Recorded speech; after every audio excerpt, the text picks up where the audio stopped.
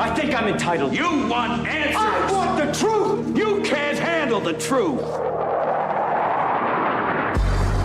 This is Larry Connors USA. Larry Connors USA. I woke up this morning, got myself a gun.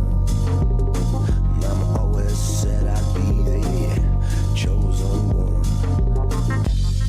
Hitler and those with him thought democracies were weak, that the future belonged to dictators. Here, on the coast of Normandy, the battle between freedom and tyranny would be joined. Here, on that June morning, the testing was at hand. 80 years ago today.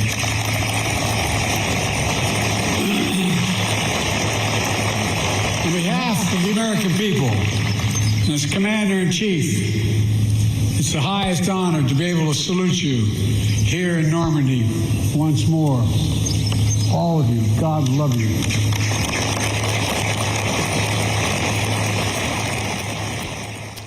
That was President Joe Biden at Normandy, and there were a gathering of World War II survivors ranging in age from late 90s into 100 plus, wearing uniforms or caps, often in wheelchairs. But many of them were part of the D-Day invasion. That is our date today, June 6, 2024. 80 years ago this date, Americans and our allied forces and German forces were dying at a rapid rate. Thank you for joining us. This is hour number 1 of 2 of Larry Connors USA. We're here for you Monday through Friday from 6 to 8 p.m. And when we're on the air, we are streaming video. You can watch the program. How do you do that? You go to News Talk STL Rumble, Facebook, Twitter, YouTube, or Larry Connors USA, Rumble, Facebook, Twitter. And if you miss anything, and this is one of these programs you're going to want to pull up, play again, and share with many others, you go to LarryConnorsUSA.com. LarryConnorsUSA.com or Larry Connors USA Facebook. Much of today's program will be focusing on the events of this date 80 years ago, as portrayed in the movie The Longest Day. And that's what many call it, the longest day. And the sacrifices made that day and for years after, until Hitler and Japan were defeated. And, of course, let us not forget those at Pearl Harbor. That's what drew the U.S. into this war. That then, on D-Day, June 6th, an amphibious assault, the most massive ever before or since. Now, an amphibious vehicle rolling ashore, trying to get to the shore, coming through the waters from the ship, can sometimes get caught up on the coral and cannot get close enough to the beach. But at some point, they have to lower the gate. Many men stepped off and they almost drowned, if did not drown, weighted down with their equipment. They were still too far out. And those that survived the door opening and into the water had to survive being strafed by enemy fire. And if they actually made it to the beach, that continued. And just imagine men on either side of you suddenly dropping. And you, by the grace of God, continue to move forward until a bullet finds you. Before this hour is over, I'm also going to tell you about the only woman correspondent to land on Normandy Beach on D-Day. She was born in St. Louis, went to school at John Burroughs. I'll have her story before we wrap up this hour. But back to the memorial event today at Normandy and President Biden. Winston Churchill called what happened here, quote, the greatest, most complicated operation ever, end of quote. After years of planning, Operation Overlord was ready to launch just as soon as the weather turned. Across the choppy English Channel, the Supreme Commander of the Allies, Dwight D. Eisenhower, waited. The largest force ever of its kind, built by 12 nations. Men, guns, planes, naval craft of every description waited. The world, captive and free, waited. Finally, Eisenhower's forecaster said there was a window in the weather. It would open briefly on Tuesday, the 6th of June. The general weighed the options and gave the order. At dawn, the Allies would strike. The great crusade to free Europe from tyranny would begin. Eisenhower wanted to go prior to that date, but again, he listened to the advice that the weather is not going to be good, and sure enough, it was not. It was still rough on June 6th. Severe winds hitting the sides of the landing barges, flat-sided barges catching the full gust of the wind, blowing them off course in some cases. But the day before had been a lot worse if they had tried to do it then. So the decision to wait became critical. So now a new date is set. The men have been prepared, waiting, praying, writing last notes and letters home. And President Eisenhower, later President Eisenhower, General Eisenhower, had a few things he had to finish before the troops began the invasion.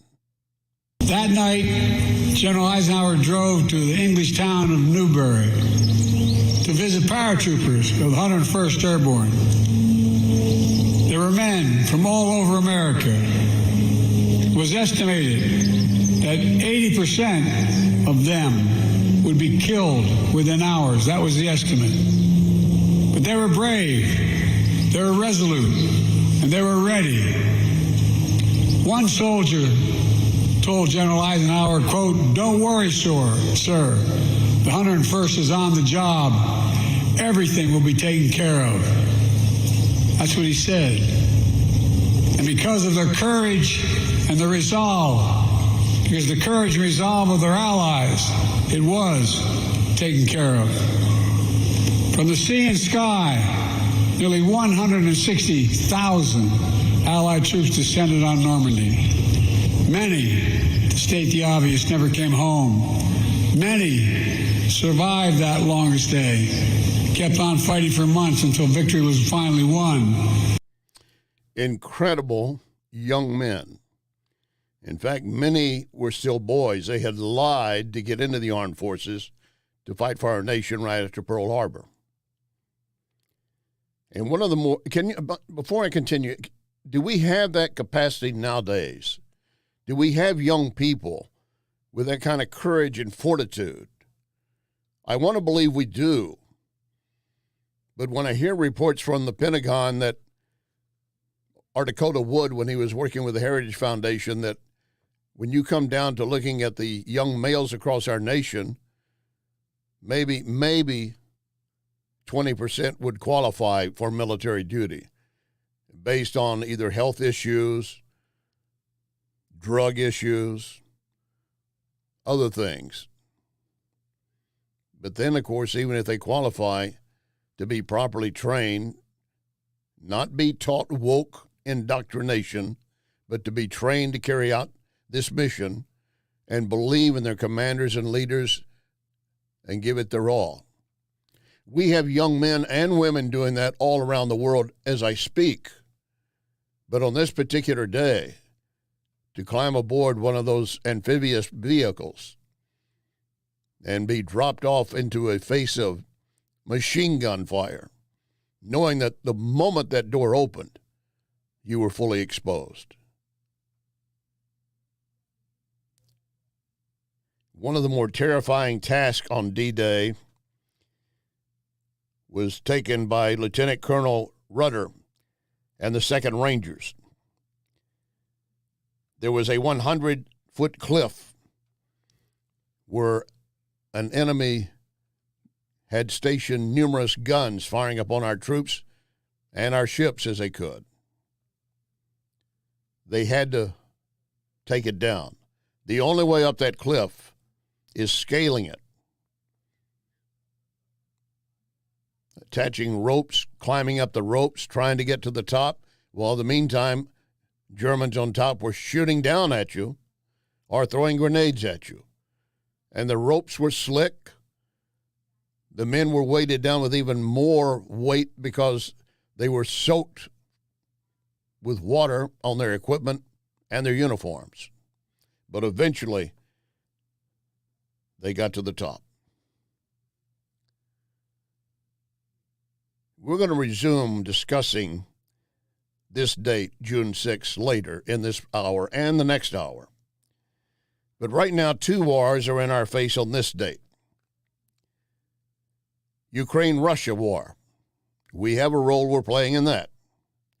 You can argue about it, but we have a role in it at this point. The other, the Israeli-Hamas war and terrorists. We have a role in that. And again, you can argue, are we doing enough or not? But before we focus on those, the Hunter Biden gun trial and President Biden's, as much as I praise him for making his appearance, and he did well at Normandy, he is offering the nation again an immigration gimmick. The goal here is to reduce the number of people who come to the southern border of the United States and cross illegally. Our goal is to drive people who seek and need humanitarian relief into the lawful, safe, and orderly pathways that we have built. And so individuals who arrive at our border and cross illegally will be barred from asylum with exceptions. That is our DHS Secretary, Mayorkas. This is the plan that was unveiled the other day by President Biden. It does not shut down the border. All it does is redirect where they come through and apparently put a limit on a period of time that if they exceed it, then they will not allow more to come through. But it does not stop them from coming through.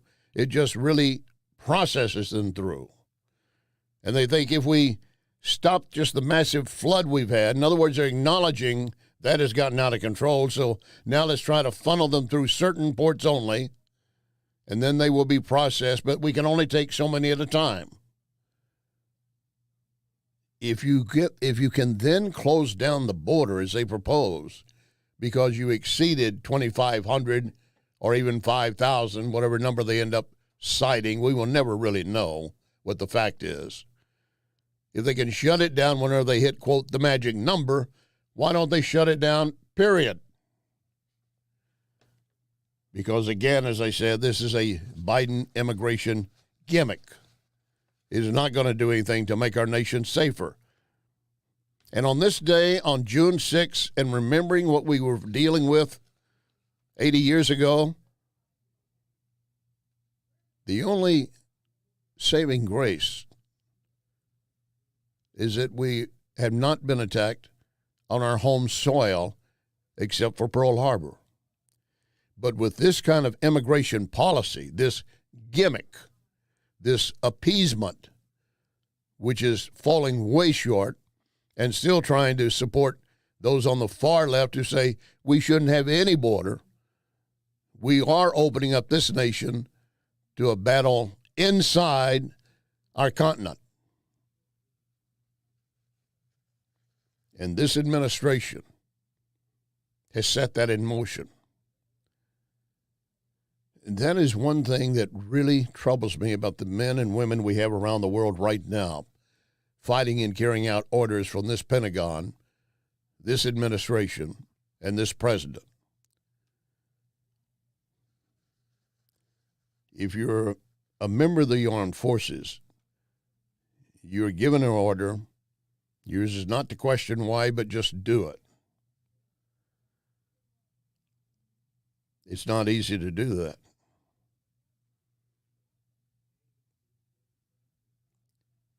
And I asked earlier, I wonder how many we have in this country that would be able to carry out what we saw happen on D-Day. But now I also have to ask how many would have faith in their leadership, that they knew what they were doing. Young men and women willing to sacrifice, the ultimate sacrifice for this nation, but hopefully under genuine leadership. Well, as I mentioned, of course, we're back into the Hunter Biden gun trial again, and Jonathan Turley, Fox News analyst, law professor at George Washington University, says this is really pretty amazing. What's really astonishing is how fast all of the defenses put forward by Abbe Lowell collapsed within 48 hours. You know, there was a long argument that the laptop was tampered with. They put it on an agent saying there's no tampering here. This is real and authentic. They said that Hunter Biden wasn't doing drugs when he signed that. They have a text of him the next day trying to score drugs from a guy named Mookie. And a day after that, doing drugs on the hood of a car, according to a text. And all these other witnesses saying, of course he was an addict. He was doing crack every 20 minutes when I knew him. They then said, well, maybe someone else filled out the form. And you had Mr. Cleveland say, I watched him fill out the form. I told him to take his time. So every one of these defenses collapsed shortly after they were stated by the defense. And yet they continue to claim that they might have a way to get around this. It's a simple form. He signed it. So Jonathan Turley has a question. Why? Why isn't he just pleading guilty? This is a open and shut case. It's obvious he was doing drugs and that he had signed the form falsely. That might keep him out of jail. It certainly would have avoided an embarrassing trial. And the answer is, this is Biden town. This is a Biden who is standing trial in his hometown.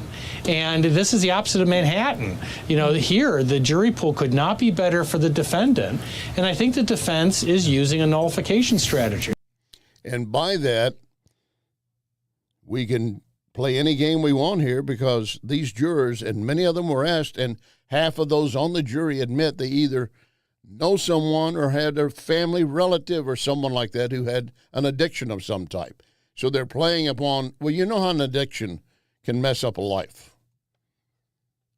So you got to take that into account. In other words, let's find an excuse. And I'm not dismissing how an addiction can ruin a life whatsoever. But that's apparently what they're really playing for. And by the time they put their jury together and they were asking those questions, it was pretty evident, as Jonathan Turley said, this is his backyard compared to what Trump faced in Manhattan, and he's got a jury that's already sympathetic for anyone who's addicted. Coming up, the war between Israel and Hamas. Lock and load. Ready on the right.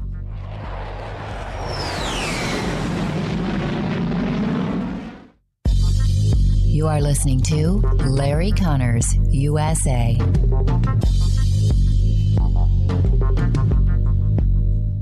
Pigeons, they are everywhere, and they're very good at dive bombing freshly washed cars. Wellington Environmental reminds you those droppings are more than a nuisance. They can be a major health issue, especially massive droppings on buildings or in parking garages. So who do you call to safely clean it up? You do what many hospitals, universities, public buildings already do. You call Wellington Environmental. Wellington Environmental has been dealing with all kinds of hazards for 35 years. Special people, special skills, special equipment. Wellington gets it done. So to avoid health issues ranging from pigeon droppings to mold to chemical leaks, contact Wellington. 314-644-4930. 644-4930. WellingtonSTL.com. Wellington Environmental. Your world cleaner, better, safer. Be well with Wellington. Jim Jones and Chris Arps in the afternoon. Horace, Americans individually have lost over $4,000 in income and over $7,000 where you have a household with both parents working. It shouldn't be, it's the economy stupid. We should just say, stupid! It's the economy. Unbelievable the devastation that Americans are feeling. Tim Jones and Chris Arps. Weekdays at 3:30 on News Talk STL. If you haven't been to Lit Cigar Lounge in the district at Chesterfield, you're missing a great experience. Premium cigars, drinks, spacious seating, TVs in every direction. This and more explain why Lit was voted Best Cigar Lounge 2 years in a row. Now you can be at Lit and order Napoli Brothers pizza and pasta delivered to you. In fact, Napoli's just a few doors down. A coal-fired oven giving a unique taste. Napoli Brothers Pizza and Pasta, now open in the Chesterfield district. Are you thinking about buying medicine online? A search for online pharmacies yields more than 20 million results. But which ones can you trust? Medicines bought from unlicensed online pharmacies can be dangerous. You may get a fake drug, your condition may get worse, or you may experience a bad reaction. Don't put your health at risk. To learn how to find an online pharmacy that's safe and legal, visit fda.gov/BeSafeRx. A message from the U.S. Food and Drug Administration.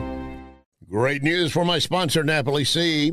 And it's no surprise to me nor hundreds who have dined there. The first time I entered, it was clear Napoli Sea is unique.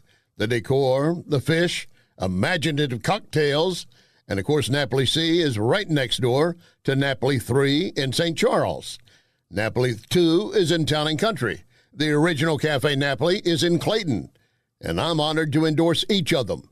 Visit any of the Cafe Napolis. This is News Talk STL. See, the ways of this world just bring you to tears. Keep the Lord in your heart and you'll have nothing to fear. Live the best that you can and don't lie and don't steal. Keep your nose on the grindstone and out of the pills. Well, Daddy, I've been trying, I just can't catch a break. There's too much in this world I can't seem to shake. This is Larry Connors USA. Larry Connors USA. I do want to take you out to some breaking news, though, that we are following out of the Middle East right now. Take this live look over at the Israel-Gaza border on your screen. 3 Hamas terrorists have been, quote-unquote, eliminated after attempting to breach the fence on the Gaza border into Israel. The information provided to I-24 News by the Israel Defense Forces. I also want to take you to this post right here. This is on social media and comes in from Michael Dixon, the executive director of Stand With Us Israel. He posted, quote, a Hamas attempt to infiltrate Israel's border from Gaza today thwarted by the IDF. Your reminder that Hamas has threatened to carry out the October 7th massacres again and again. That is a Fox News report. How frightening must that be? They had threatened and promised we would carry out October 7 again and again and again. Now, it may not be as horrific as the first time, but the desire is to make it happen again and also create more fear among Israelis. Now, of course, the lack of security, the lack of belief that something like that could happen has been realized as a reality, so that it's not going to happen as it did before, not as easily. Doesn't mean they will not continue trying. Former Israeli Prime Minister Bennett was on MSNBC, and as he's trying to explain what needs to be done and in what way Israel needs to go about it, he said we have to keep in mind there are hostages, but there's an enemy that is not going to give up. Well, there's 120 hostages, of which, unfortunately, there's 41 confirmed dead or to be murdered by Hamas.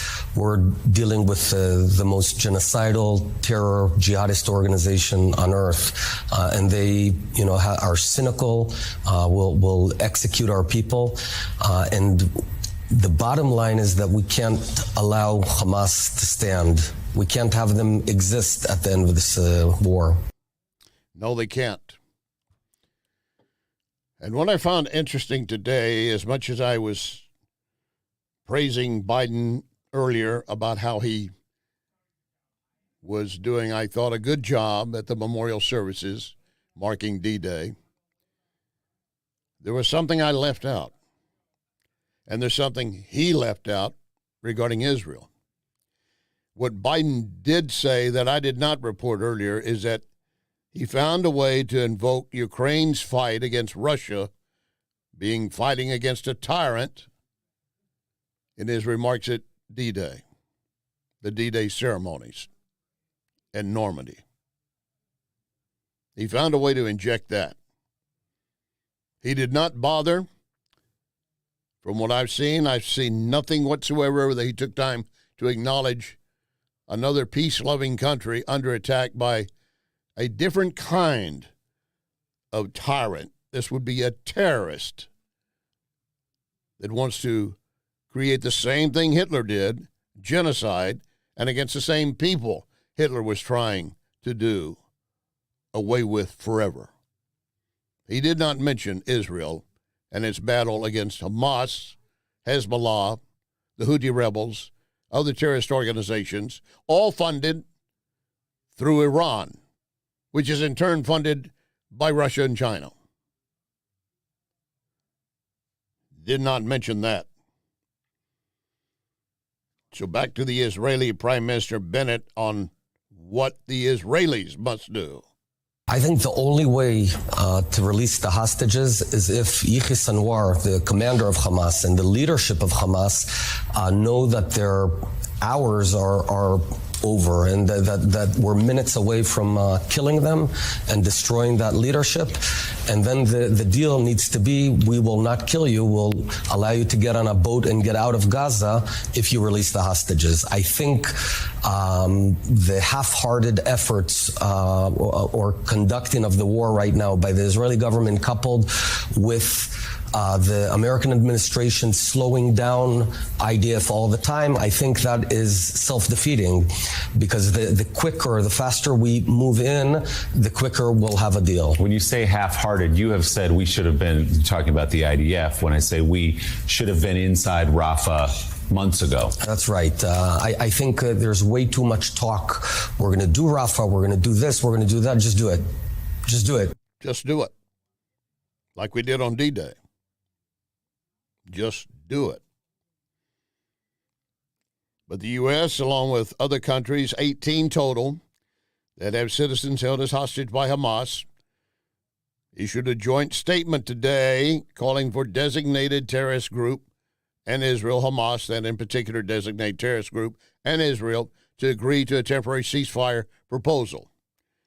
This is after last week President Biden announced an Israeli proposed ceasefire and hostage release deal and called on Hamas to accept the terms. The statement read, "There is no time to lose. We call on Hamas to close this agreement.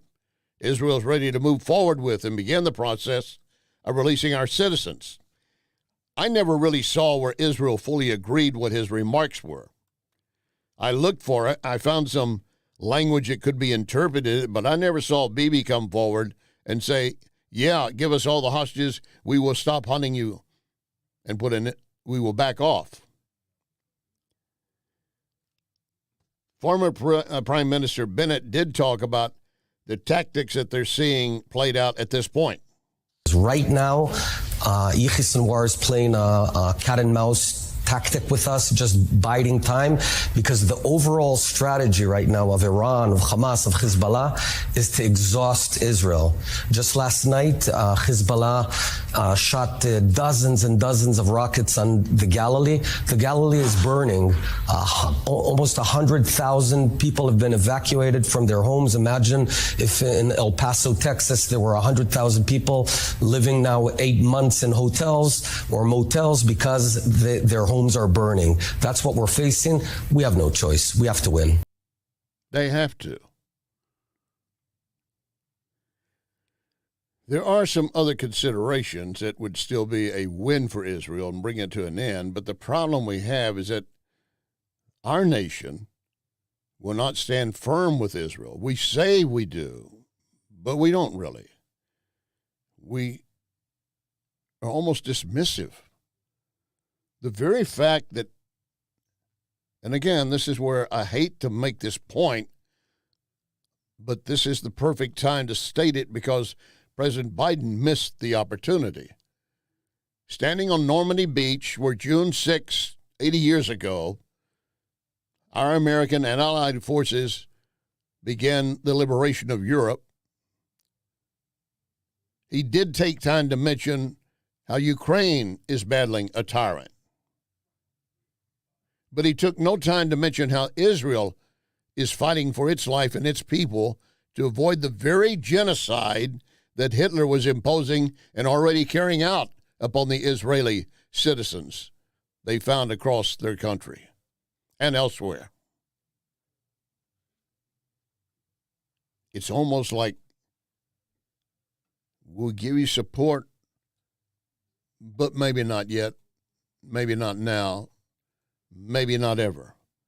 And the Israelis have to fight not only this administration's waffling, but the, as I call them, the state-controlled media. You may call them still the mainstream media, legacy media, but the ones that are continuing to carry the water for the Biden administration. I want you to listen to the former Israeli Prime Minister Bennett as he's being questioned by an MSNBC anchor. Despite your best efforts to spare civilians, as you know, Hamas uses civilians as human shields. We know all that. Just last week, there was the attack on a tent camp, an explosion that ensued. 45 people were killed in grisly pictures. As a commander, should more care be taken, as someone who was a commander, more care be taken to avoid the civilian casualties on the merits of not killing women and children, of course, but also the way it turns public opinion against Israel? Well, I want to correct you. We did not attack the tent camp. We attacked and took out 2 leaders with a very precision weapon. But it killed 45 No, other people. it did not kill. What happened was those people were hiding within ammunition, and that ammunition that Hamas cynically placed under them, RPGs and explosive, they exploded. It was a secondary explosion. So essentially Hamas murdered its own people. Let's be very clear. But that's just the point. Hamas hides behind civilians. So how do you, if you're going after Hamas, how do you avoid civilians? If Hamas is determined to kill its own people, there's nothing I can do to stop it. We cannot prevent Hamas from killing its own people. And apparently we can't keep this state-controlled media from suggesting that Israel was just killing innocent people. They just found another tunnel under the room of a child, and again, it was filled with numerous weapons. They just discovered that. Yeah, they don't care about their people. Coming up, a question for Secretary Blinken about U.S. weapons used by Ukraine into Russia.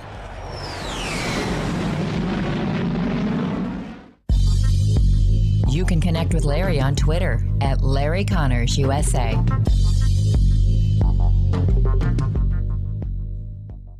John Beal knows that right after a hailstorm, new roofing companies start popping up everywhere. But the Small Business Administration reports 96% of them go out of business within the first 5 years. So how good is that warranty? John Beal started in the roofing business, helping his granddad and his dad. Always offering the best roof, best price, best guarantee. John Beal Roofing, not some fly-by-the-night operation. Call my friend John, 1-800-NEW-ROOF, 1-800-NEW-ROOF. The United States Deputy Sheriff's Association is a national nonprofit and the largest non-governmental provider of services to law enforcement. The USDSA assists city, county, state, and federal agencies with free safety equipment donations and officer survival training, along with cash donations to families of law enforcement officers who perished in the line of duty, a citizen awareness program, and more. For more information on United States Deputy Sheriff's Association, please visit usdeputy.org. Hey, this is a great time to get fantastic deals at Ackerman Toyota, #1 volume dealer in the area. Why? Very simple. They want to make you happy. They'll come up with a deal that puts you in the driver's seat. You'll be smiling as you drive off the lot. You got a trade-in? You're going to get top dollar from Ackerman. Looking for a premium used car or truck? Ackerman is the answer. Ackerman Toyota at Hampton and 44. AckermanToyota.com. Ackerman Toyota for life. News, analysis, opinion. USA, USA! That's a big game, man! He's really losing control. People in China have been asking me about people mowing each other down in the mall. This is News Talk STL. It is their responsibility. He is a metastasizing agent. We're all keeping a close eye on this. Illegal immigration is crazy right now. The United States is not being overrun. News Talk STL. It is a crisis at the border without question. At newstalkstl.com. My sponsor, McGuire Moving, has job openings for drivers and movers, offering competitive pay. You can be off every night if you want or on the road. You're off every other weekend. Full benefits, insurance, paid vacations. But McGuire is a very good company. So here's a very important requirement. You must excel in making customers happy. Full or part-time job? More information, go to McGuireMoving.com. Apply online at McGuireMoving.com/careers. This is News Talk STL. I was born in the rain on a Poncha train underneath the Louisiana moon. I don't mind the strain of a hurricane. They come around every June. The high black water, a devil's daughter. She's hard, she's cold, and she's mean. But nobody taught her it takes a lot of water to wash away New Orleans. This is Larry Connors USA. Larry Connors USA. Are you able to confirm right now and just level with the American people about the use of American weapons inside Russia? I know the rules for engagement by Ukraine using our arms were loosened recently by the Biden administration, and we understand that there have now been strikes in Russian territory with American weapons. Is that true? Look, we've adjusted, we've adapted all along. And what the president said the other day was, because Russia was massing its forces on the Ukrainian border, launching attacks against Ukraine from just over the border in a place that the Ukrainians couldn't get to them without the authorization to use our weapons to do so, that we needed to adjust to that, to adapt to that. And so our weapons, the weapons of others, are being used in this case to go at the Russians as they're mounting attacks on Ukraine. That is Secretary of State Blinken. This was originally supposed to be a secret. Biden administration had quietly given Ukraine permission to strike inside Russia, solely near the area of Kharkiv, using U.S.-provided weapons. That was reported several days ago. Politico released the first official account of it. And then they came forward and acknowledged that, yes, the president recently directed his team to ensure that Ukraine is able to use U.S. weapons for counterfire purposes in Kharkiv so Ukraine can hit back at Russian forces hitting them or preparing to hit them, adding that the policy of not allowing long-range strikes inside Russia has not changed. Officially, that's their statement. Long-range strikes inside Russia has not changed so far. So far. Or at least is what we're being told and what apparently has been unveiled. Putin, obviously, is already making some serious threats to begin to escalate if we're providing weapons that can hit deeper inside Russia. I want you to keep in mind something again. What we're doing to help Ukraine deal with this and what we're doing to help Israel deal with its enemies. and in fact trying to tell them, back off, don't hit them so hard, don't do that to them. Secretary of State Blinken was with President Biden at Normandy today, marking the June 6th day of invasion.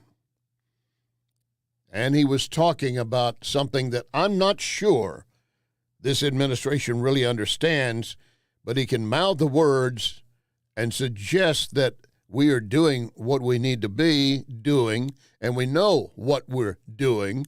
That would be leadership. The world is an incredibly dangerous place. It's an incredibly challenged place. But we're all the stronger in being able to meet those challenges because we have a unique ability to bring other countries together. The alliance that we have today, just the NATO alliance, is stronger. It's larger than it's ever been. It's better resourced.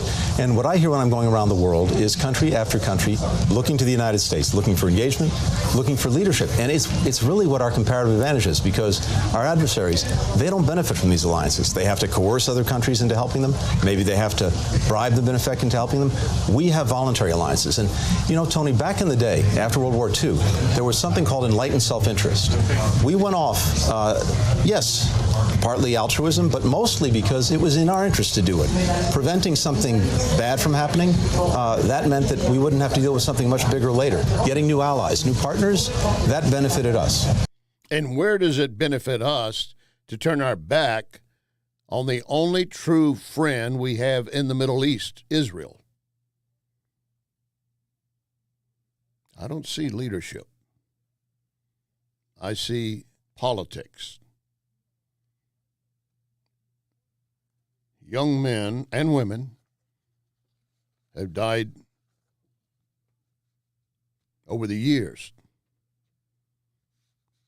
for political goals and aims that they were stuck with trying to carry out in numerous countries, not just ours, obviously.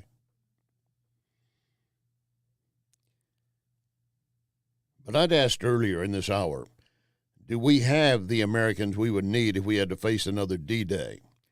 Do we have them well-trained and willing to do the job as we saw on this date 80 years ago?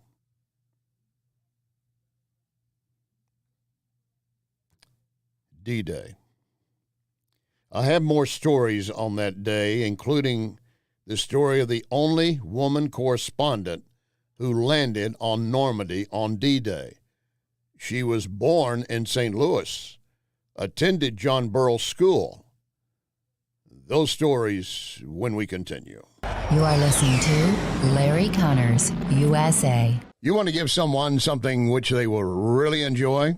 Give them a Cafe Napoli gift card. You pick the amount, and they pick which of the Cafe Napolis they want to visit. Cafe Napoli in Clayton, Cafe Napoli in Town and Country, Napoli 3 on the streets of St. Charles, or right next door, Napoli C. The Napoli gift card. It's the perfect gift for anyone, or your entire office. Cafe Napoli. Cafe Napoli. This is Larry Connors, USA. Larry Connors, USA. It was the turning point of World War II. 3 million soldiers, hundreds of thousands of ships, planes, and tanks. A logistical complexity unprecedented in a military operation. This was the Battle of Normandy. Allied soldiers will face a territory that the Germans have occupied for 4 years. Caen, Cherbourg, Saint-Lô, all the great cities of Normandy are under Nazi control. The landing zone chosen is 80 kilometers long. Placed under the command of U.S. General Eisenhower, the troops will land on 5 sectors. To the west, the Utah and Omaha beaches will be taken by the Americans. To the east, the Gold, Juno, and Sword beaches by the British and Canadians.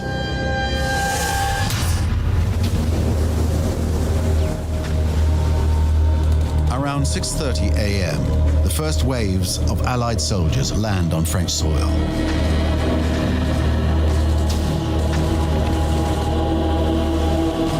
The Allies suffer heavy losses from the entrenched German defenses during the first hours of the landing. But soldiers and armored vehicles continue to land, putting pressure on the enemy. After just 1 day, Thousands of Allied soldiers have already been killed, but the wide scope of the landing has been fatal to the Germans.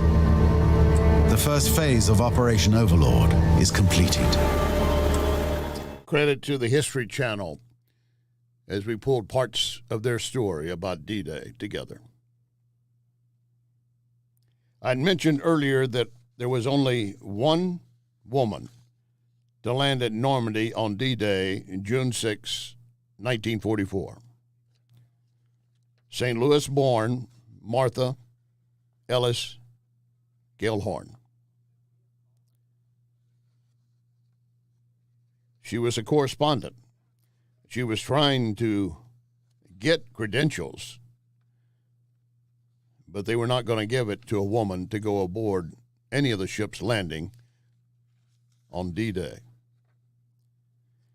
Well, the John Burroughs educated Gellhorn was not going to give up that easily. She had already been working for some time as a correspondent doing different pieces for different magazines, and she was not going to miss out on this. Here she was almost at the beginning of her near 60-year career in journalism. And although she applied to the British government for press credentials, they wouldn't let her. And other female journalists also denied as well.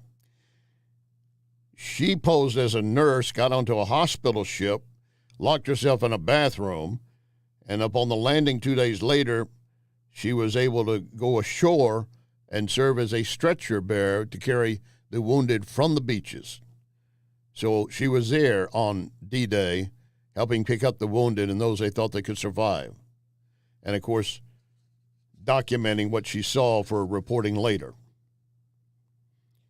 By the way, she also became the wife of Hemingway, third wife. But they reached a point where she was always off trying to cover other wars because she had a determination to do as much of that as she could. In fact, considered one of the great war correspondents of the 20th century. Hemingway, of course, had done some of that as well, but he was upset with her always being gone. He tried to block her to go to Normandy anyway, but she refused to accept what he determined for her. And at one time he wrote when she had left him in their estate near Havana to cover the Italian front, he wrote her, "Are you a war correspondent or a wife in my bed?" I think he got the answer. She was going to be a war correspondent. She also found out, as did the other wives of Hemingway, that he was a difficult man to live with. There is a journalistic prize named for her, the Martha Gellhorn Prize for Journalism.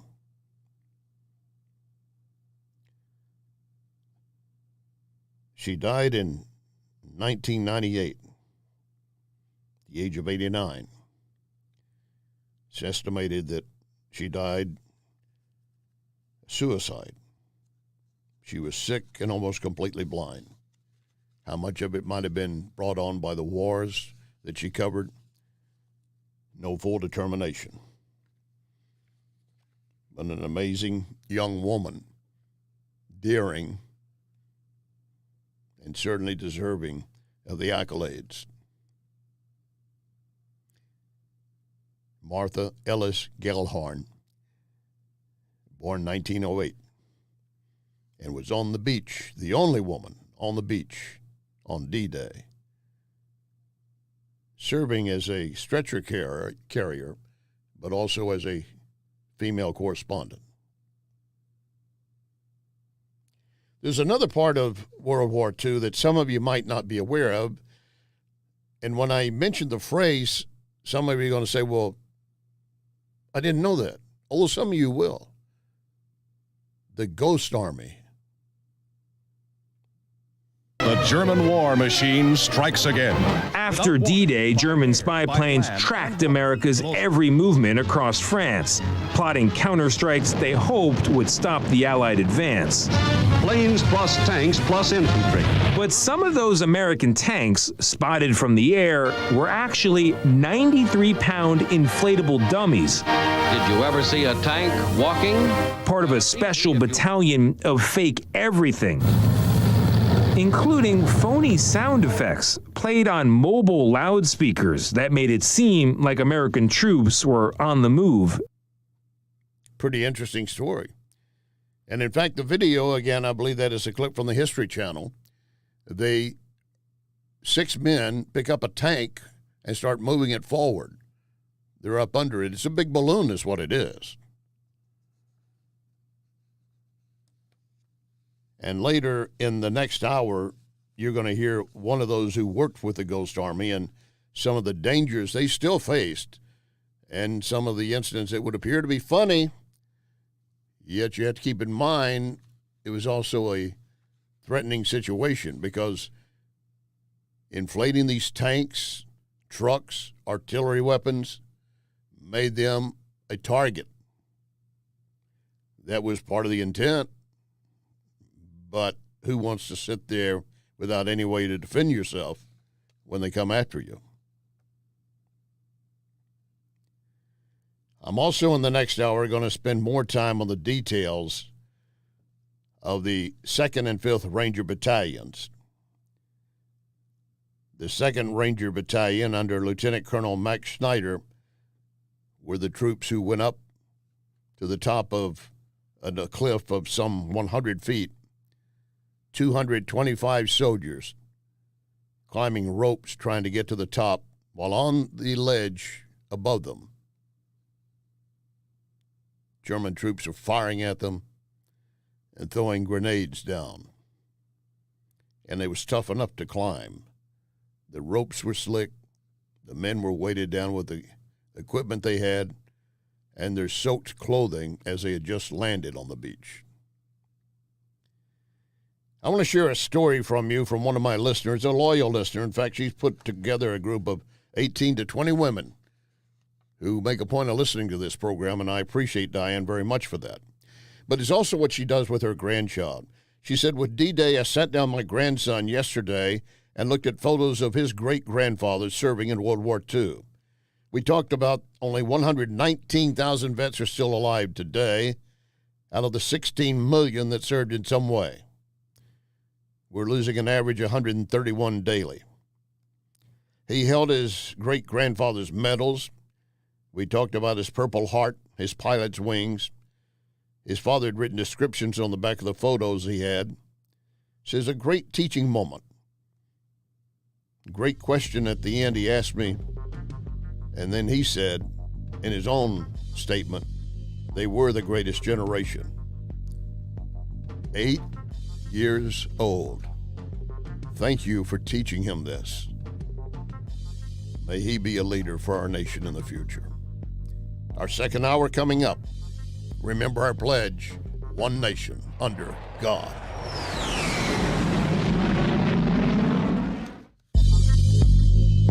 You can hear podcasts of this program at Larry Connors USA Facebook. Larry Connors USA Facebook. If you like premium cigars and spirits, take my advice. Check out Lit Cigar Lounge in Chesterfield.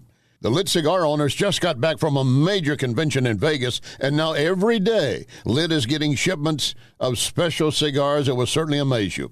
Check the Lit Cigar Facebook, staying on top of special events. Also, Lit can host a private event for you, your friends, your business. LitSTL.com. LitSTL.com. Lit Cigar Lounge in Chesterfield. News, analysis, opinion. USA, USA. That's a big game, man. She's really losing control. People in China didn't ask me about people mowing each other down in a mall. This is News Talk STL. It is their responsibility. Hate is a metastasizing agent. We're all keeping a close eye on this. Illegal immigration is crazy right now. This United States is not being overrun. News Talk STL. It is a crisis at the border without question. At newstalkstl.com. Talk radio made in St. Louis. Very excited for what you guys are doing for the St. Louis community. For St. Louis. Relevant local talk. Saying what we are thinking. This is News Talk STL. You guys are awesome. I love you. And it's a tremendous honor to be on the station. News, analysis, and opinion. Thanks for us covering the local angle. People, this is America. We better open our eyes. Really local, really good. News Talk STL at 1019, 94.1 and newstalkstl.com. Are you thinking about buying medicine online? A search for online pharmacies yields more than 20 million results. But which ones can you trust? Medicines bought from unlicensed online pharmacies can be dangerous. You may get a fake drug, your condition may get worse, or you may experience a bad reaction. Don't put your health at risk. To learn how to find an online pharmacy that's safe and legal, visit fda.gov/BeSafeRx. A message from the U.S. Food and Drug Administration. Tony Colombo here, reminding you to join us for the Bluff City Outdoors radio show and podcast, where we talk fishing, hunting, camping, and everything else involving the great outdoors. Brought to you by Bluff City Outdoors in Alton. The Bluff City Outdoors Show, Saturdays at 11 a.m. right here on News Talk STL. No matter how large or small your digging project may be, no matter how urban or rural, you must always call 811 before any digging project. 811 is our national one-call number, alerting your local utility companies to come out and mark any lines they have near your dig site. So before you do this or this, make sure you do this. For digging projects big or small, make the call to 811. Brought to you by Common Ground Alliance. Hey, it's Katie, reminding you to subscribe to our show podcast so you never miss anything that happens here at News Talk STL. Get our podcasts every day on the show pages at newstalkstl.com, or just subscribe to your favorite shows on Spotify, Apple, Google, Amazon, or anywhere else you get your podcasts. I drive my bus in a busy city. That's why road safety is so important to me. I know that I must slow down and be extra careful when I make a wide turn. Buses need more room than cars. Everyone can help keep our roads safe. Next time you're driving, remember to give buses plenty of time and space to finish turning before driving ahead. Let's all plan to share the road safely. Learn how at www.sharetheroadsafely.gov. So many ways to listen to News Talk STL. Come join the conversation. All you have to do is say, Hey Alexa, play News Talk STL. Welcome to News Talk STL, conservative talk radio for St. Louis. No matter how large or small your digging project may be, no matter how urban or rural, you must always call 811 before any digging project. 811 is our national one-call number, alerting your local utility companies to come out and mark any lines they have near your dig site. So before you do this or this, make sure you do this. For digging projects big or small, make the call to 811. Brought to you by Common Ground Alliance. If you find yourself feeling out of place in the world, it's comforting to know conservative values haven't been abandoned everywhere. The far left wants to destroy conservative values in America. This is News Talk STL. Welcome home. Hey, it's Nick Schroer. To preserve this nation, to preserve the experiment in liberty that our founders envisioned, we must take a stand and fight. Join me Sunday nights at 8 p.m. only on News Talk STL. Stand and Fight with Nick Schroer. Brought to you by Missouri Wild Alchemy at MissouriWild.com. This is News Talk STL.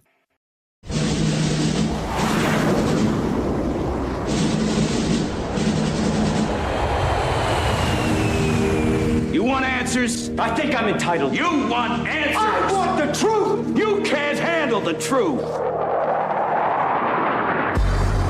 This is Larry Connors USA. Larry Connors USA.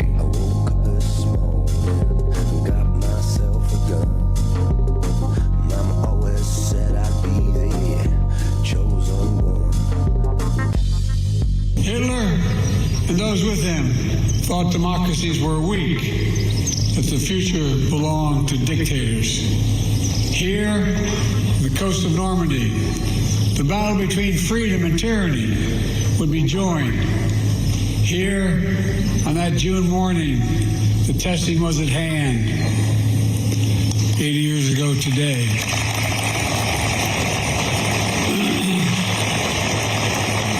On behalf of the American people, And as Commander-in-Chief, it's the highest honor to be able to salute you here in Normandy once more.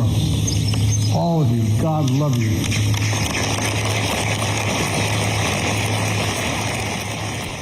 That was President Biden at Normandy Beach today, marking D-Day, June 6, 1944, 80 years ago. Of course, later turned into a movie titled The Longest Day, as many were calling it on that date, when the largest amphibious operation took place, assaulting, landing in Normandy Beach to retake Europe from the grips of Hitler. Thank you for joining us. This is hour number 2 of Larry Connors USA on this June 6th.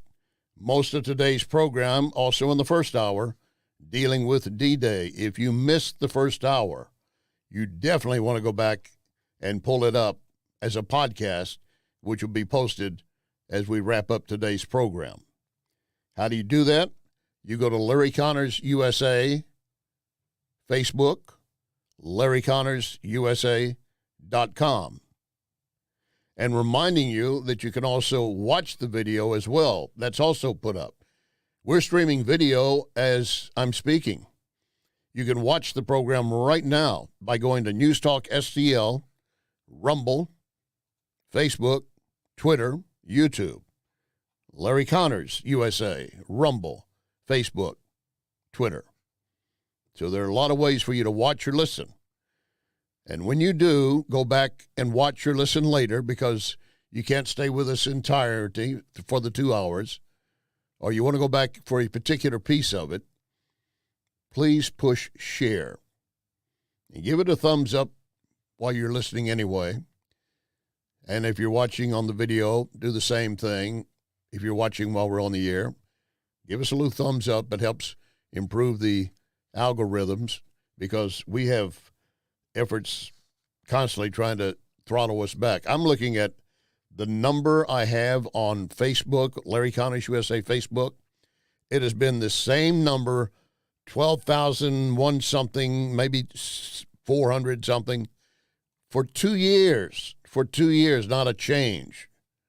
Well, I guess the plus side is it doesn't show I've lost anybody, but I know we have gained well above that. So whatever you put down as a share and appreciation, maybe it'll get through to them that quit messing around, and you don't want to mess with Larry Connors, USA, or his listeners. Thank you for that. But let's go back to a legitimate battle that was bloody in every way possible.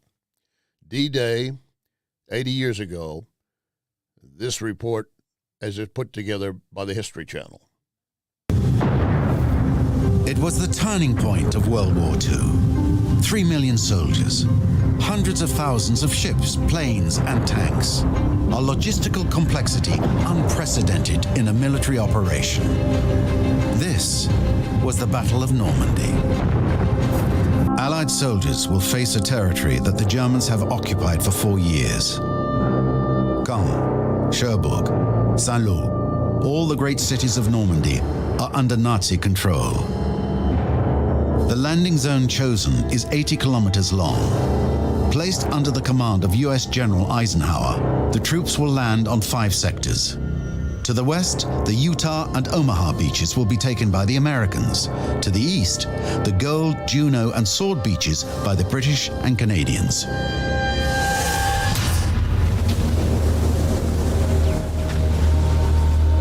Around 6:30 a.m., the first waves of Allied soldiers land on French soil.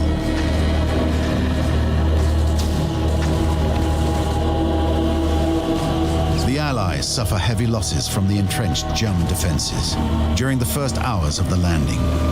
But soldiers and armored vehicles continue to land, putting pressure on the enemy. After just 1 day, thousands of Allied soldiers have already been killed. But the wide scope of the landing has been fatal to the Germans. The first phase of Operation Overlord is completed.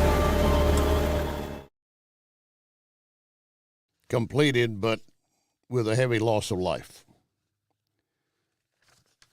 And one of the heaviest losses occurred is U.S. troops, the 2nd Ranger Battalion, was trying to get to the top of a cliff where they had large guns entrenched, firing upon our ships and upon the amphibious boats arriving, and on our troops on the beach. And the 2nd Rangers, led by Lieutenant Colonel James Rudder, were scaling that cliff while being fired upon by German troops above them and throwing down what they called then potato mashers, grenades, the German style, with a handle on it. And the ropes were slippery. The men were tired. Their clothing was weighing them down. I'll spend more on that assault a little bit later before we wrap up this hour. It's a fascinating story of daring young men, and many lives were lost at that point. D-Day itself came to mark the turning of the war. Eisenhower had wanted to go the day before, but the weather was too bad, so he did decide to cancel it. So imagine if you're among those troops and you know you're going to be landing on the beaches at Normandy, or you're going to be paratrooping in, or you're going to be in a glider that's going to be cut loose to try to land into an area. And most gliders, it's a controlled crash landing at the very best. You do one thing wrong, it breaks apart. It's just made of wood. The equipment kills you, or the crash kills you, or severely maims you. My dad was in a glider unit. That is when they had the Army Air Force. Never has talked about it. Never did talk about it, I should say. Indicated he was just a mechanic. Nobody was just a mechanic or just a cook. They were all soldiers who would be put in the front line as needed.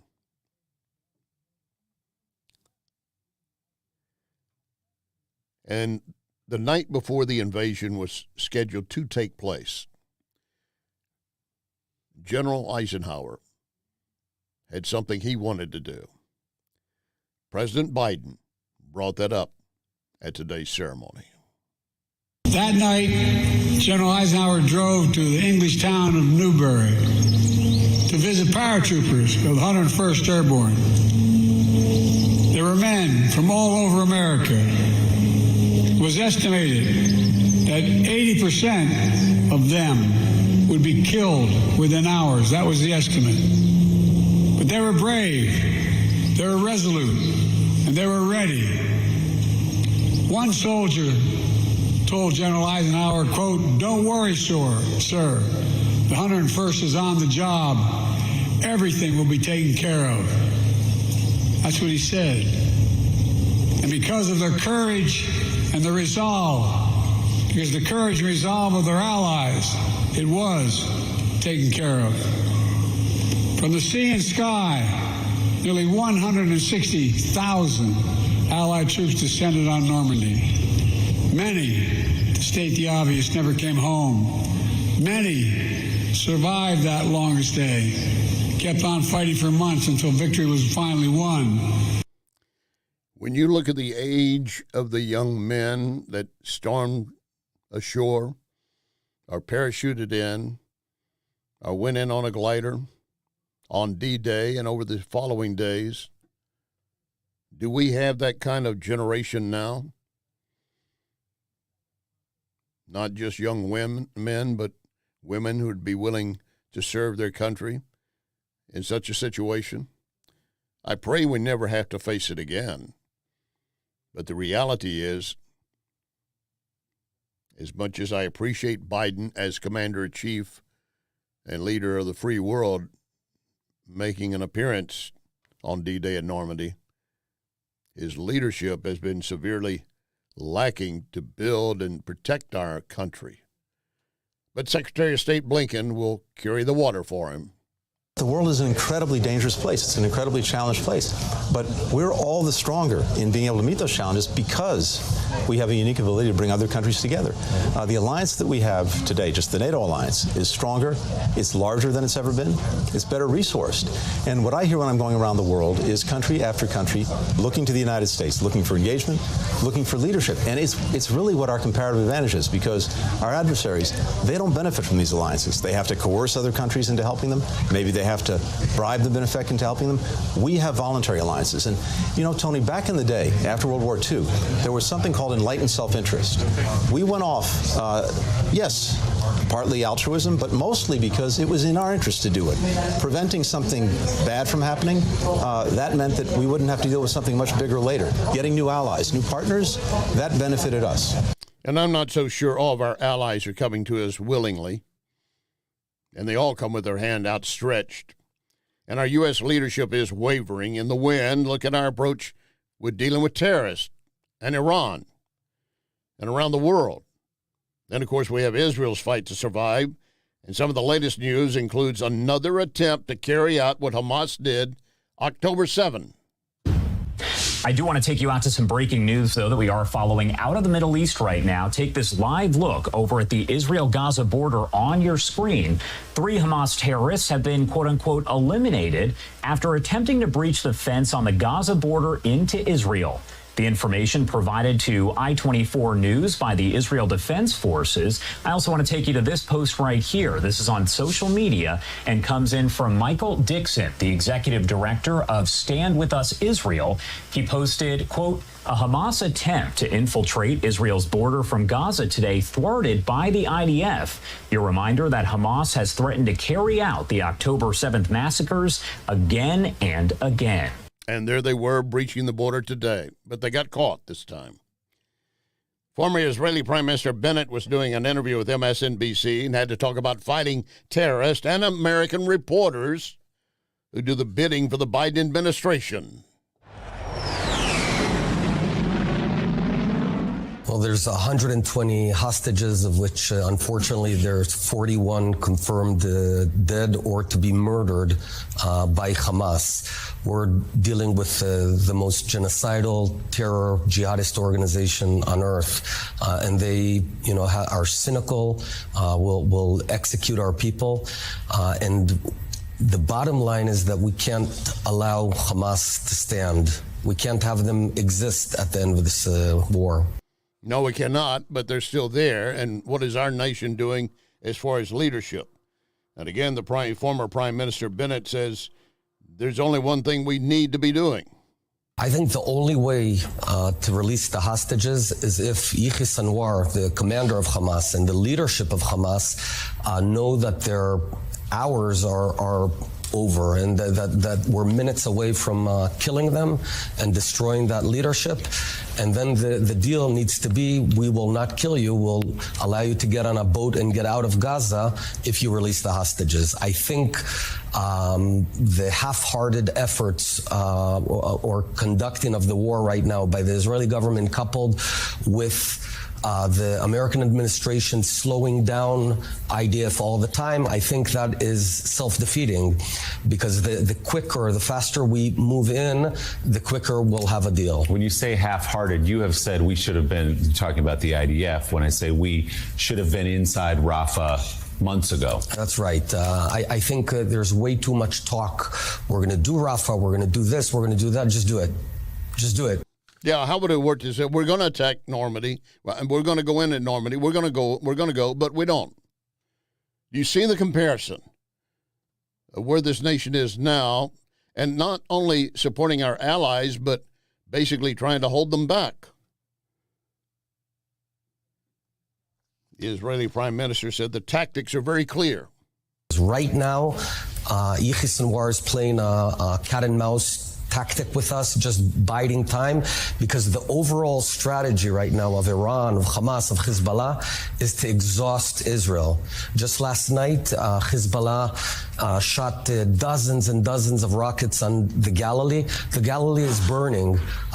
Almost 100,000 people have been evacuated from their homes. Imagine if in El Paso, Texas, there were 100,000 people living now 8 months in hotels or motels because their homes are burning. That's what we're facing. We have no choice. We have to win. And what choice and support are they getting from the U.S.? Today on Omaha Beach, President Biden found an opportunity to talk about Ukraine and how it's fighting off a tyrant, as all of Europe was 80 years ago. But he did not mention Israel's fight for existence, fighting against those just like Hitler who would wipe out all Jews. He couldn't mention that. As much as I want to praise him for being there, I have a difficult way of finding the proper words without being absolutely damning, and maybe I should be. How can you stand there and talk about what we did, and you bring up Ukraine, okay, and you don't bring up what Israel is facing right now? And Jews were the subject of Hitler just as they are the subject of these terrorists at this point. And then Bennett, the former Israeli prime minister, he's trying to deal with the MSNBC reporter who's trying to change facts. Despite your best efforts to spare civilians, as you know, Hamas uses civilians as human shields. We know all that. Just last week, there was the attack on a tent camp, an explosion that ensued. 45 people were killed in grisly pictures. As a commander, should more care be taken, as someone who was a commander, more care be taken to avoid the civilian casualties on the merits of not killing women and children, of course, but also the way it turns public opinion against Israel? Well, I want to correct you. We did not attack the tent camp. We attacked and took out 2 leaders with a very precision weapon. But it killed 45 No, other it people. did not kill. What happened was those people were hiding within ammunition, and that ammunition that Hamas cynically placed under them, RPGs and explosive, they exploded. It was a secondary explosion. So essentially Hamas murdered its own people. But Let's be very clear. But that's just the point. Hamas hides behind civilians. So how do you, if you're going after Hamas, how do you avoid civilians? If Hamas is determined to kill its own people, there's nothing I can do to stop it. We cannot prevent Hamas from killing its own people. Did you find how fast the MSNBC anchor decided to kind of reshift his thought when he was told, we did not kill them, they put bombs and weapons under their own people? Coming up, we continue to rely on foreign sources for our pharmaceuticals. Lock and load, ready on the right.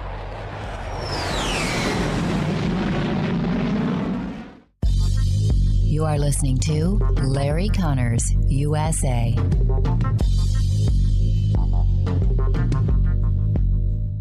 Question, do you know what vermiculite is? It is an insulation in the attics of hundreds of thousands of homes and public buildings. Looks like kitty litter, but often contains asbestos. Wellington Environmental is the largest company in the Midwest that can remove that hazard for you. Wellington has what is called the General, a powerful industrial vacuum that can suck vermiculite out of the attic. Hang on, there's something else you should know. Many of you might qualify for up to a $4,000 rebate. You should at least contact Wellington to see if you qualify. And here's something else. Wellington arrives at the time they give you, not sometime within 4 hours. 314-644-4930. 644-4930. WellingtonSTL.com. WellingtonSTL.com. Wellington Environmental. Your world. Cleaner, better, safer. Be well with Wellington.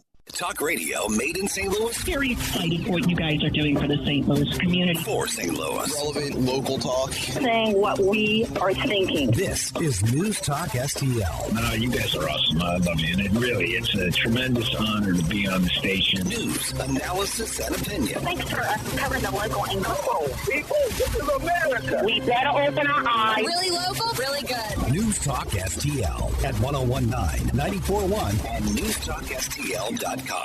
I have a personal story about why I trust McGuire Moving and Storage. A relative needed to escape an unhealthy relationship. Josh, Christine, and the McGuire team were understanding, even comforting. That's why I'm honored to endorse McGuire. Since 1935, McGuire's been moving and caring for families. So, moving a home, office, local, or long distance, McGuireMoving.com. McGuireMoving.com.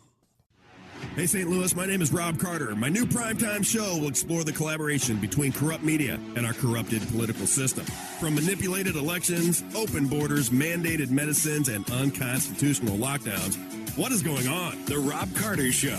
Let's talk about it on The Rob Carter Show. Join me weeknights from 8 to 10 p.m. on News Talk STL. Rob Carter, live and local, weeknights at 8 on News Talk STL.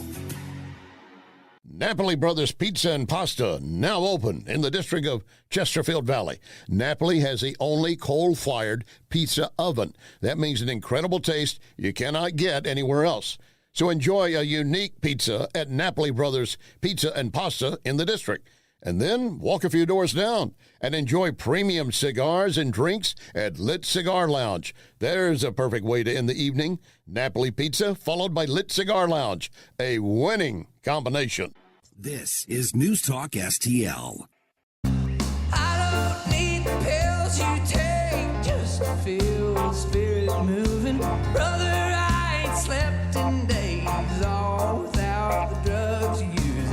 Fed me for the builders use me for the Great Commission. As it was and always will, as it is, I'm here to witness old times screaming and shouting. Grow up, tell it on the mountain. Faith too strong, be left out and way of trying God. This is Larry Connors USA. Larry Connors USA. Welcome back. My guest has extensive credentials. He is the industry analyst from the Coalition for a Prosperous America, former staff foreign correspondent for the Wall Street Journal, senior contributor to Forbes covering China since 2011, and that's just some of his background. Kenneth Raposa, glad to have you back on board, sir. Hey, thanks for having me back, Larry. Well, I'll tell you what drew my interest this time around, and I mean, there's so many subjects and we can cover with you, but I was looking particularly at a piece that you released just last month, May 24, about the FDA lamenting to Congress that a lot of the drug recall decisions they're issuing rely on foreign labs. I thought we were trying to get rid of foreign dependence anyway, but now we're still relying on them to pull the drugs they're supposed to pull. Help us understand. Okay, so everybody has heard about a recall in a medication, whatever that medication may be, blood pressure medication, whatever, which many Americans are on, right? So you might have heard about this in the news. That's reliant on the lab, always foreign, right? For the most part, because most of our generic drugs come from India and to a lesser extent China. That depends on that lab saying, oh, we found this wrong with it, or we found some a higher level of carcinogen in the medication that's allowed. We have to pull it. Many of us might think that, no, that's the FDA that makes that decision. They're the ones who are inspecting labs, and they find those things I just mentioned. They find some sloppy work in the lab, and they say, hey, you can't sell drugs to Americans. That's not how it works. When you get a recall on drugs, the drugs that you take every day for most Americans, that is dependent not on the FDA, but on a lab in India, more often than not, saying, oops, we made a mistake. Let's take this off the shelves. That's how it works. That's the system we have. To use a phrase that's been overused and abused now, full stop. Full stop. What do you mean our FDA does not have the authority to tell them to issue the recall and to initiate it? Correct. They do not have the authority, and that's because the FDA's main concern, and they will tell you this, is making sure we have supply of medication. Well, great, but contaminated and dangerous supply. Well, that often happens. That actually happens. Many times FDA will inspect a foreign lab, and this happens in the U.S. labs too, but FDA will just, if you and I have a lab, the FDA official will just walk in. They're not going to tell you they're coming. They'll just walk in and inspect. But if you're a lab making medication in India for American consumers, those labs know way ahead when the FDA inspectors are coming in because they need visas and all they got to make appointments and so on. The FDA might say this lab is faulty on on this particular practice. This lab is dirty. This lab, we had too many contaminants. We didn't read the documents on how they made this medication, like ADHD medication or amoxicillin medication. We don't know how they made it. The documents have been destroyed. Okay, we're going to send them what's called a warning letter and tell them they got to clean up their act in 2 or 3 months. But in that process, that company that got the D-grade inspection, let's say, keep it simple for the lay audience out there, that company is still allowed to sell us medication. And again, you have to keep in mind that something like 80% of the generic drugs that we consume in this country are imported. All right, I want to break it down even more so. Let's begin with the company has not. It's developing incorrectly. It was never really. Are they not approved by the FDA before they come into the market? Let's start there. Yes, they are improved. Yes, they are improved. So, by the FDA, we had correct. to see some kind of documentation as to how they're making it and what they're putting in it. Correct. Correct. So now when you find, I thought I heard you say a moment ago, we don't really know what they did inside that lab to create it. Did I misunderstand? Well, it's very easy to understand. So let's make it very simple. You and I, we got approval to start a pizza company. The Board of Health came by and said, I get the biggest piece. I get the biggest piece, Ken. I'm just telling you. You get the biggest piece. The Board of Health inspected us. We got a clean kitchen. The day they walked in, we got a clean kitchen. We're allowed to sell and start our pizza business. Right. But 2 or 3, 4 months later, maybe it's not as good as it was supposed to be. Maybe we're breaking rules. Maybe we're not being as clean. Maybe we're being dirty. And the Board of Health shows up and says, hey, this floor is a mess. Or, hey, this oven is filthy. Or, hey, your dough is sitting on top of this counter full of ants. You know what I mean? Those things happen. So this week, if you want to transfer that to the making of generic medication, that stuff happens. So yeah, they've been approved, but then when the FDA inspects, sometimes they find things that are not so kosher, and they warn these companies. The warning does not mean that this company is stopped from selling us the medication. The only thing that stops the company from selling us medication, more time than not, is the company themselves deciding that they're going to pull a drug because of whatever contaminant they found in the drug. And what kind of follow-up does the FDA do, or do they have the ability and capacity to do it?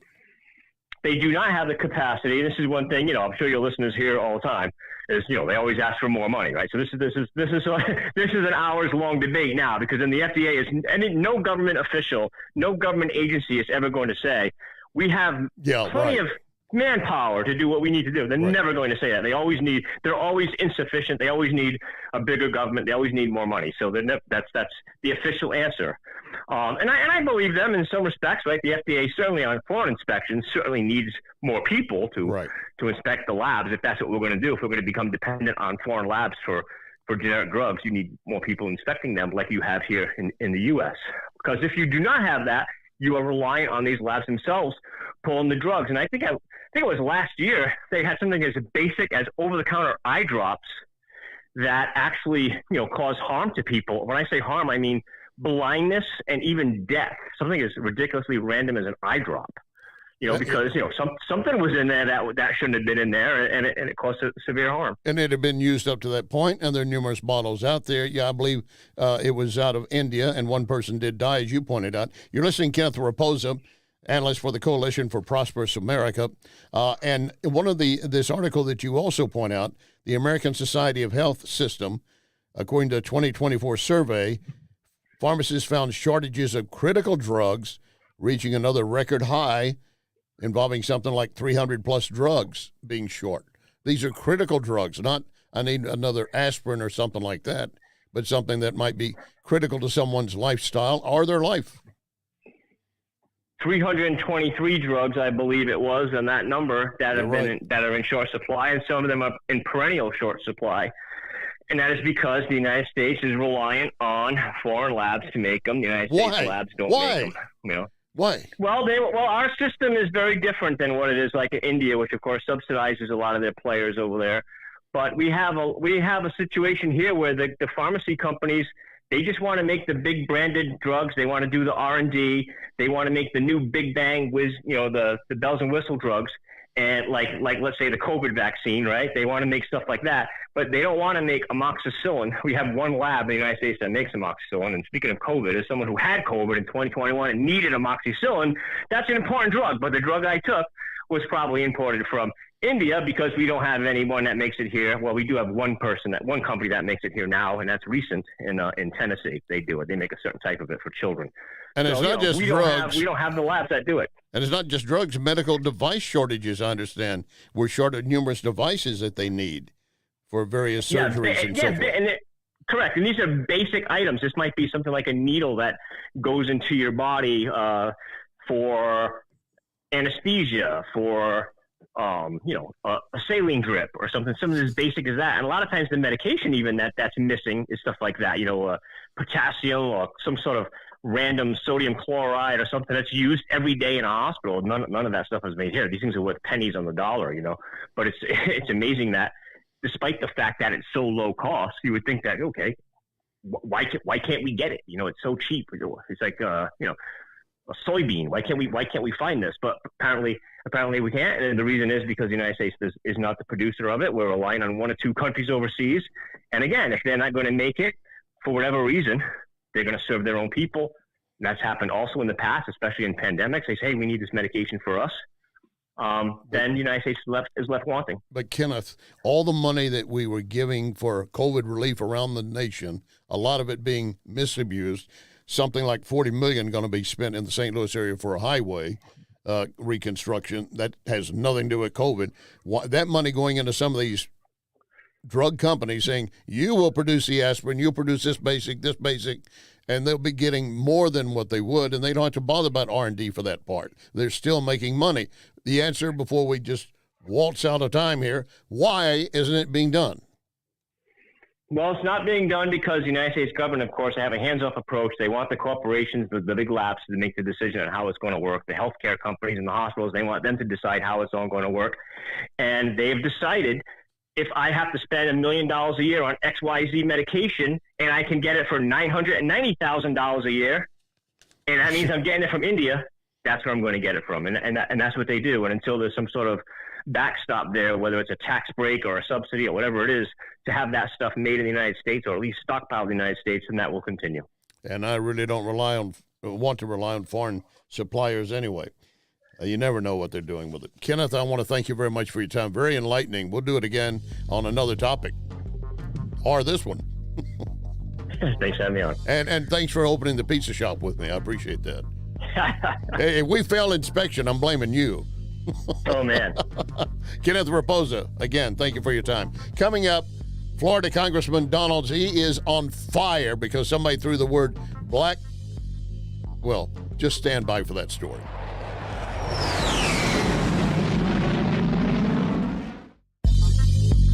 You can connect with Larry on Twitter at Larry Connors USA.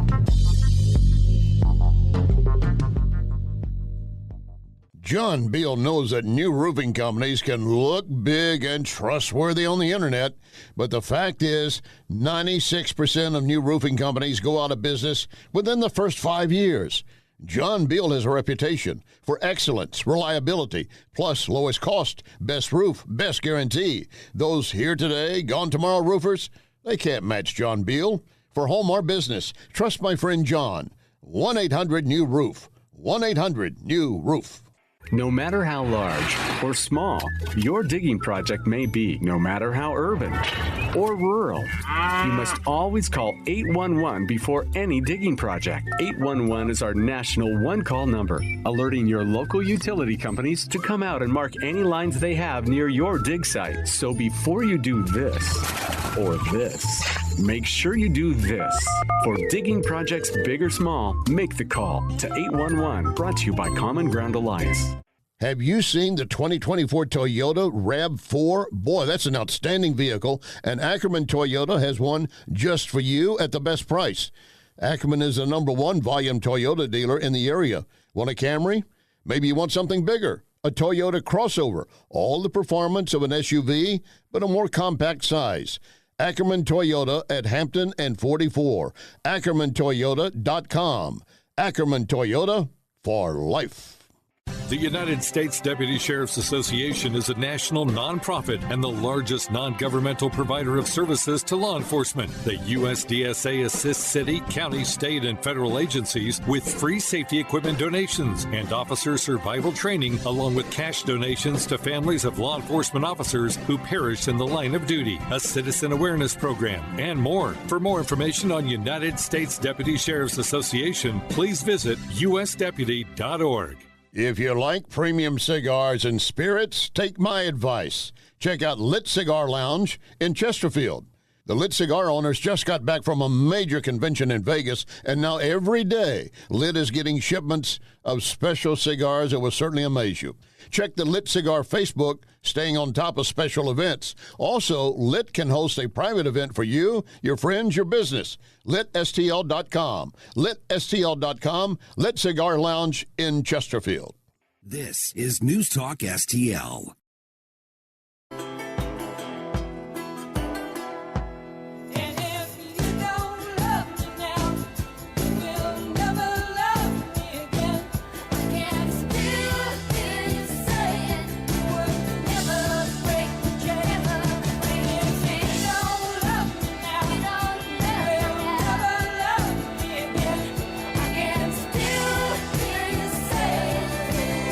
This is Larry Connors USA. Larry Connors USA. America, Joe Biden's campaign is lying to you once again, and they're gaslighting. Now they're trying to say that I said black people were doing better under Jim Crow. I never said that. They are lying. But why would you be surprised? Because they always lie. This is the same Joe Biden that said, if you don't vote for him, then you ain't black. The man is a liar. Sorry, just call it what it is. What I said is that you had more black families under Jim Crow. And it was the Democrat policies under HEW, under the welfare state, that did help to destroy the black family. That's what I said. And I also said you're seeing a reinvigoration of black families today in America, and that is a good thing. So don't listen to the lies from the Biden administration. I know what I said, and I'll say it straight to camera. They got to run to the Philadelphia Inquirer to move their lies. Joe Biden does not care about black people. He never has. He cares about power, first, second, and third. They can go somewhere with all that. See ya. I got to tell you, he's on fire. Congressman Byron Donalds of Florida. Now, you know what? There's been talk about him maybe being a vice presidential candidate. He was a presidential candidate, but on the debate, he was just almost milquetoast. Except for the last one. He began to show a little bit more fire. But that kind of response and that attitude I saw there, yeah, I think he might be presidential timber, or at least VP timber at this point. And Trump is yet to announce who he's going to choose. That may well be a great selection for him. There was a time when a president would choose a vice president trying to bring together a constituency that he couldn't build on his own. Sometimes geographic, sometimes across political divide within the party. Geographic most often, though. If you've got a candidate from Texas that's running, he wants somebody from the north, maybe out of New York, to be VP. We saw that happen all the time. Or someone from the West Coast with the East Coast. Or even within their own party, what can I do to find someone that will bring groups together? A black man would certainly help Donald Trump. A white woman would. A black woman would. Another white man? I don't think so. But at this point, there's no real consideration of any white male. The others I named are certainly possible. But Congressman Donalds, he is not going to put up any more with the lies that are coming out because of the leftist. I'm looking at a story here that the FBI, of course, yesterday, at the Hunter Biden story, hang on, I got to shut down this audio. My bad, it's all on my end. I'll shut it down. Stop it. Stop it. I'm not listening to you. Thank you. It's my fault, not Quentin. He's doing a great job. I'm the one over here acting like an idiot, pushing the wrong button.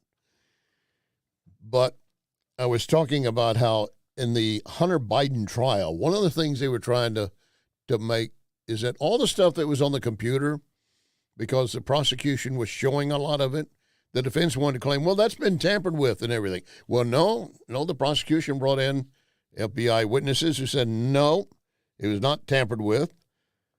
And, of course, then they also went into the other stories that were supposedly lies that they wanted to try to pass off to the jury listening to the Hunter Biden case. Hunter Biden, again, is on trial for buying a gun illegally because he should not have had a right to do it because he is a drug addict. And yet he signed a federal form claiming he wasn't. One of his, I don't recall if it's his ex-wife or someone else, that when their children got old enough to be driving, she would not let them take his car because she was sure it had cocaine in it somewhere. And if they got stopped, then they're going to be charged with it. And, of course, to that extent, have we ever found out or gotten the final story about that cocaine bag found in one of the lockers at the White House? Nope. The media continues to try to hide that, just like they were trying to turn the story about Congressman Donald saying blacks were better off under Jim Crow. That is not what he said, and he made it very imperative. The other issue all Americans are facing, I don't care about your color, your age, your ethnicity, but you're suffering, and that is the economy. But right now, the Biden White House is trying to step forward and bring folks together. They're saying we're going to get Democrats all on the same page. A month ago, 32% of Democrats said they thought the economy was getting better. 32%. 28% said it was getting worse. Those are all Democrats. Most recent poll shows 40% of Democrats say it's getting better. 19% say it's getting worse. But that's only in that one survey by The Economist and YouGov. Is it an outlier or not? Well, when it comes to housing costs and trying to buy a house, there's another factor that's right in their face. 86% of voters under the age of 30 consider housing to be a problem for them and their families. For younger voters, the skyrocketing cost of housing is putting the American dream out of reach. Take a look at this. The cost of a new home has spiked more than 30% since the pandemic. And higher interest rates are now making mortgages even more expensive. A 30-year mortgage is now above 7% when it was under 3.5% just 4 years ago. 3.5% 4 years ago. Now, it's going to continue to come down, partly because of the election, you know. And they say they're not going to let politics interfere with the Fed's decision, but it is. Because Biden's going to need to have better numbers than what they have now. Those are not good numbers. It goes back to James Carville when he's campaigning with Bill Clinton about how to win, said, "It's the economy, stupid." And the same could be said now. All right, back to the importance of this date, June 6, 80 years ago. There were some daring, very daring actions on D-Day. But let's begin the story of the Ghost Army.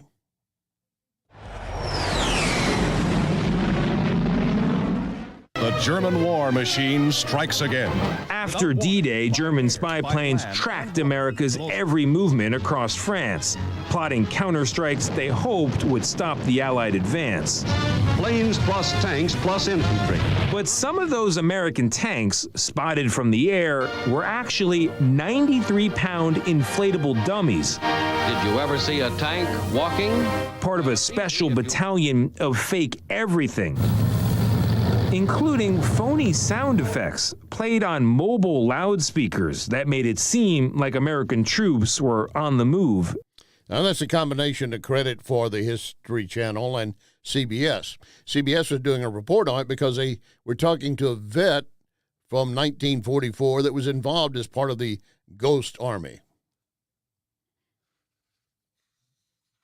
What was the mission of the Ghost Army?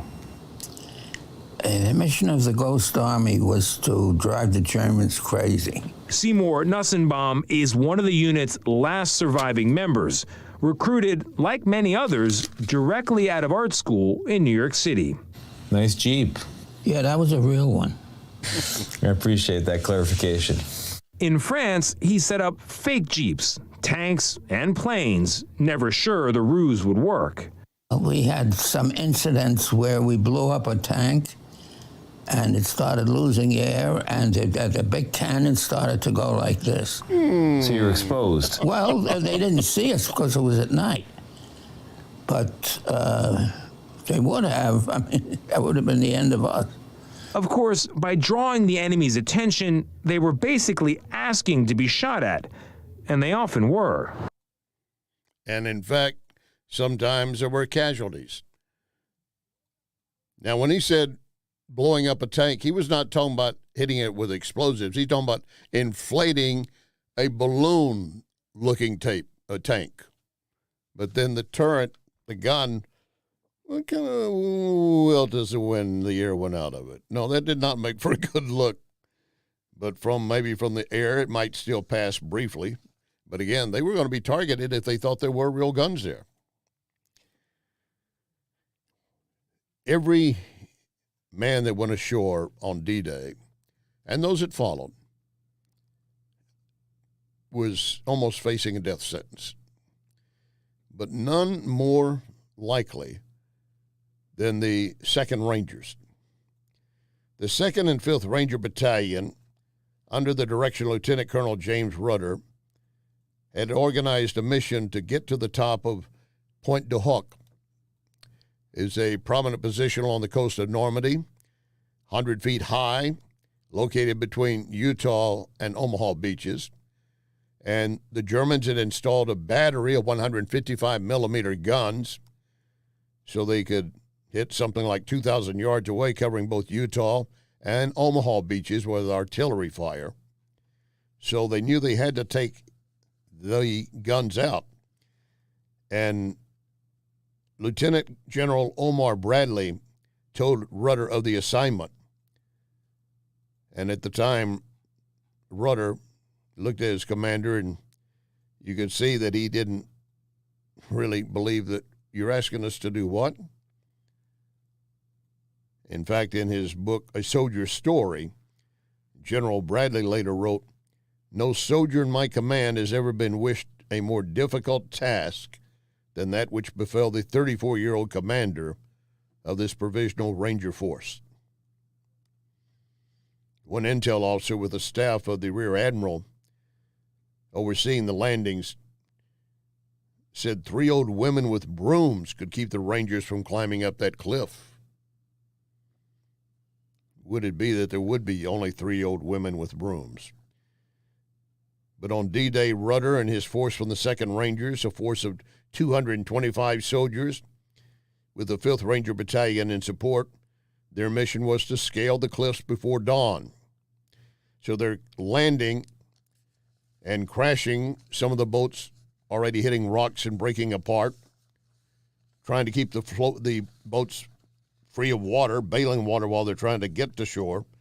And with daylight, some of them realized we're landing at the wrong location. There's a cliff in front of us, but not where we're supposed to be. They were about 3 miles off course, so they had to try to get back to where they were needed. Several of those on board had gotten extremely seasick. The sea was extremely choppy, the landing rough and cold. Numerous Rangers tossed into the water trying to stay afloat. One landing vessel capsized.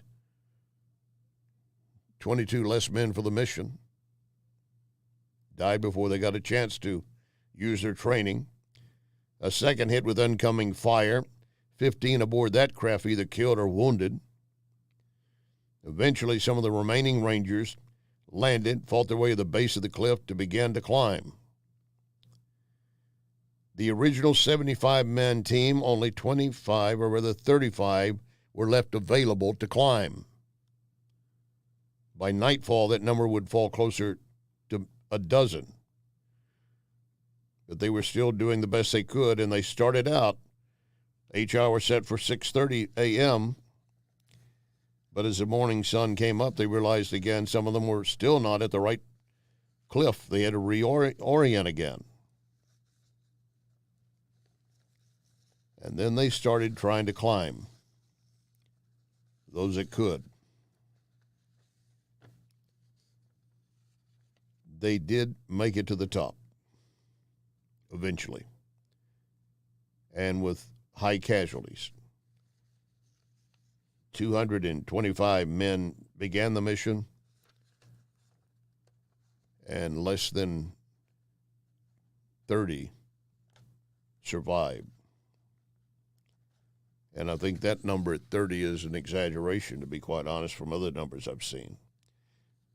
You have to remember, as they're trying to climb up these ropes, the ropes are slick, the men are tired, exhausted, their clothing and their equipment is wet, adding weight to them. And up above, the Germans are shooting down at them and throwing grenades at them. So no wonder the young commander of the Rangers, when he was told by Bradley, "This is your mission," said, "Yes, sir," and walked away to tell his men, and they said, "Yes, sir," but all of them. God be with me. If you missed our first hour, I also told you about the only female correspondent who landed on D-Day at Normandy Beach. From St. Louis, by the way. If you missed that first hour, you want to go back and pull that story up and hear the story of Martha Gellhorn. I want to remind you that coming up June 25, we are presenting Saving America 2024. The Economy in the Courts, Joel Griffith. Zach Smith will be joining us from the Heritage Foundation. It's at the St. Charles Funny Bone. You can get tickets for free, but we need you to apply for tickets so we know how many to plan for. Go to newstalkstl.com. newstalkstl.com. Simply say you want to be there for Saving America 2024. I'll be there. I'll look forward to seeing you, meeting you. As always, I appreciate you listening. Please listen, share, let others know about this program. And remember, you can pull up the podcast, catch anything you missed. Remember our pledge, one nation under God.